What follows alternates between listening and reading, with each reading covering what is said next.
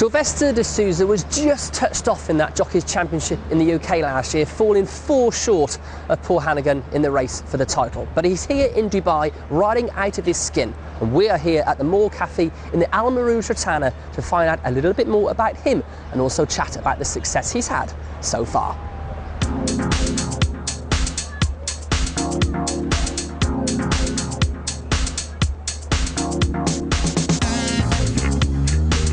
Well, here he is, the man himself, Silvestre De Sousa. Good to talk to you, and riding really well in Dubai at the moment, having a nice few winners.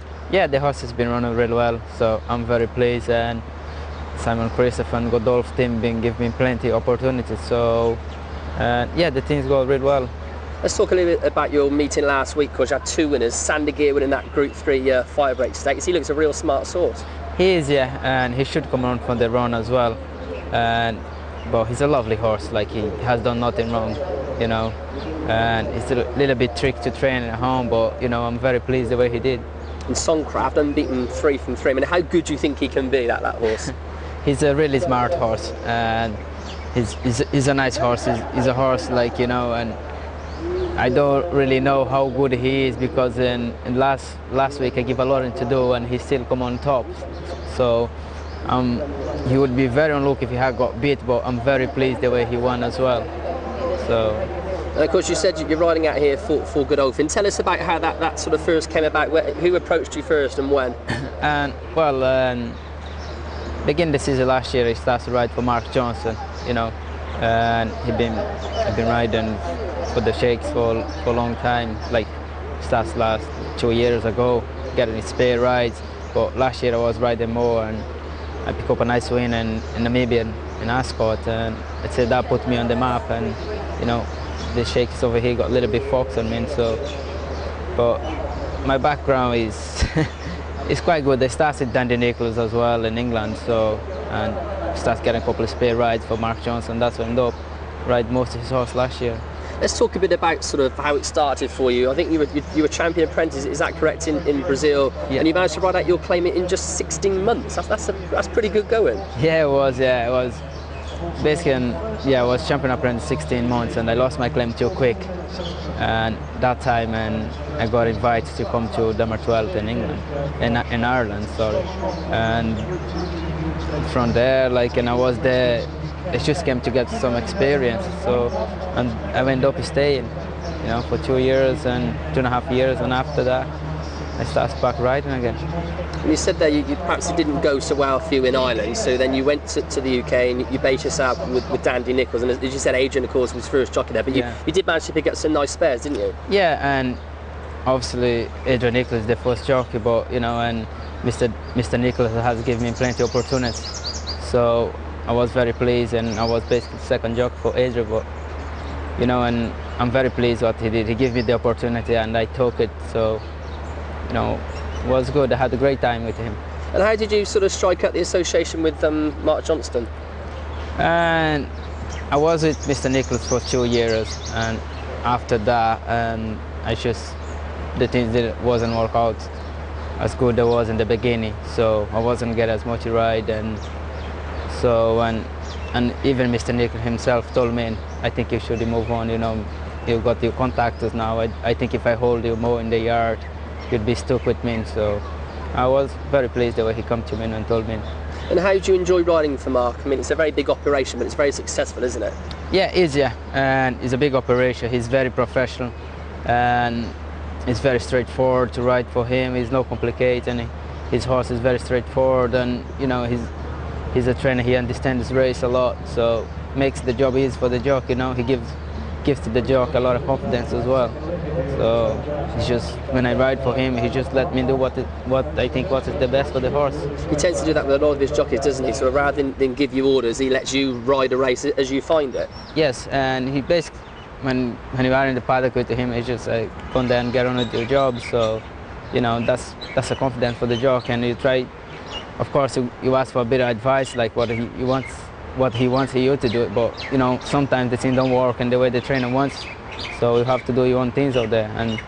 But when I'm riding for him, most of the time I do my own things, like, you know, I go there, I know what to do, so it makes my job easy as well.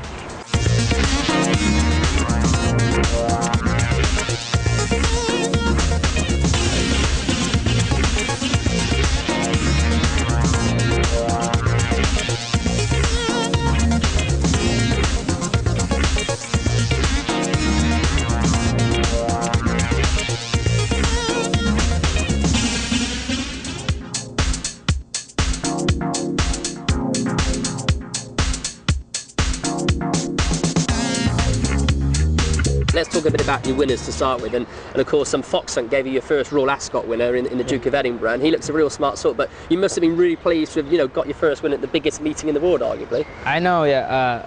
For me it was unbelievable. So when Mark told my agent he was going to book me for the whole week in Ascot, and he said just unbelievable that's happened.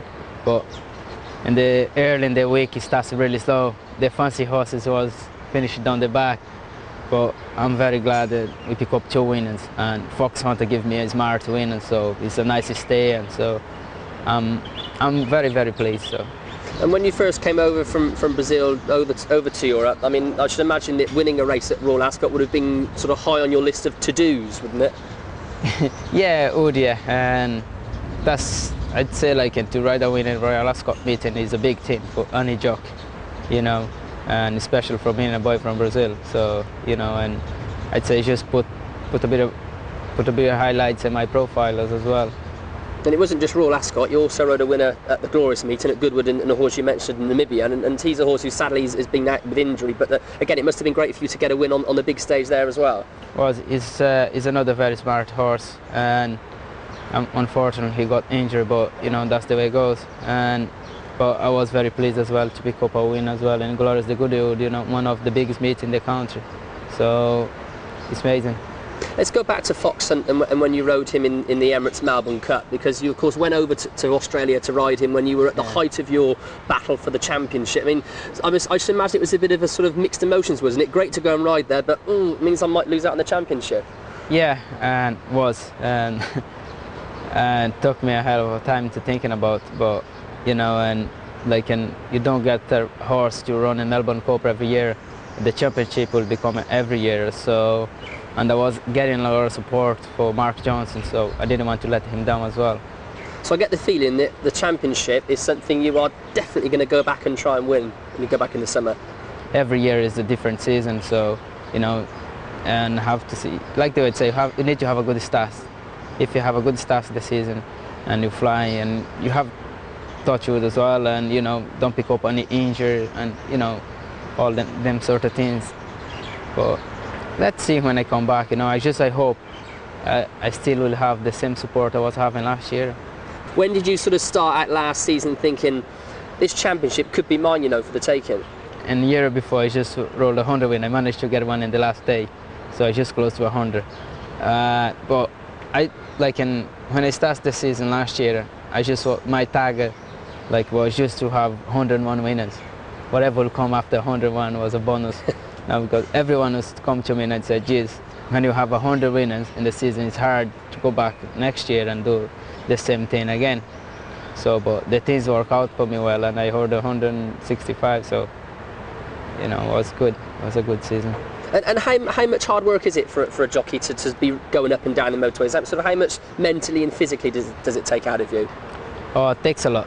It takes a lot, and, you need to put a lot of effort and mental and physical and everything, But you just think you have to go to do a track walk in the morning and jump in the car again and go race and ride 10, 12 horses, takes a lot. But, at the same time, you enjoy what you're doing. So I enjoy what I'm doing. So, and I was in the battle with Paul Hannigan, but was really good. I was very emotional and, and tough. And what was it like with Paul? I mean, I should imagine, obviously, even though you were both battling for the title, I should imagine there was a bit of fun and laughter in between it, wasn't there? Yeah, I get on very well with Paul, and he's a great professional. So we talk in the weight room, and if I have any doubt, I come to him and ask him a question, and he answers me back. So he's a very, very good professional.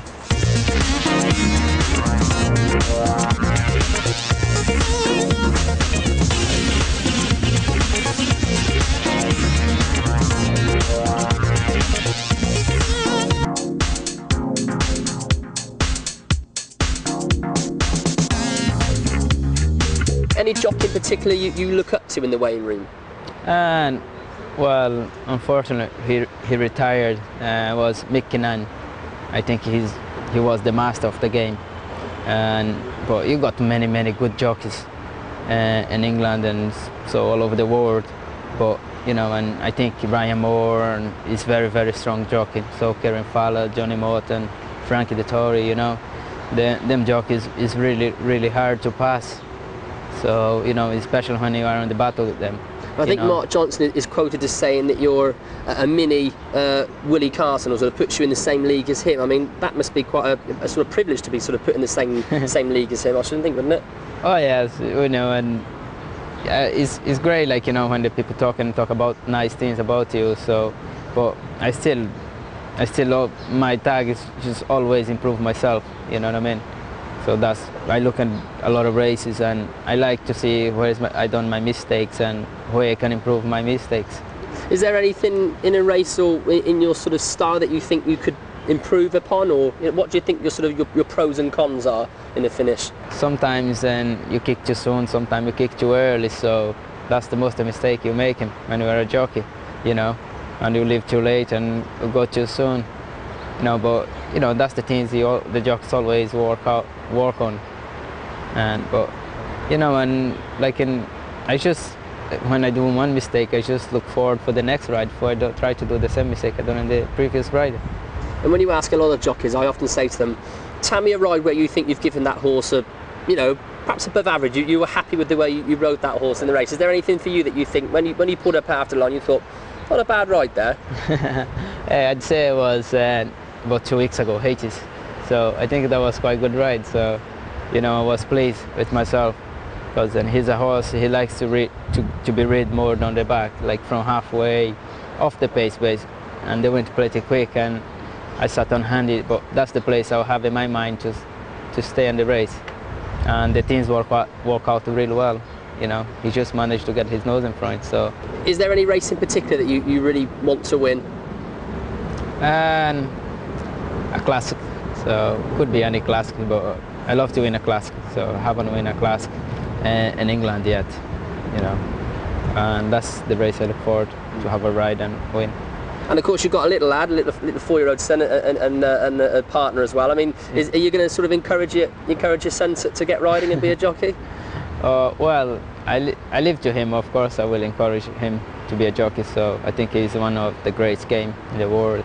So, and he really into horses as well. So I think it will be hard to take this gift away from him.